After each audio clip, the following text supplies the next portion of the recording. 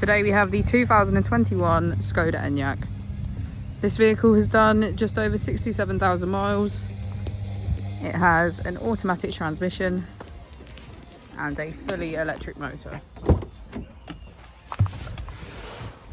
To the left of our steering wheel, we have cruise control as a feature, as well as voice control and our heated steering wheel. On the right, we have assist and our automatic headlights.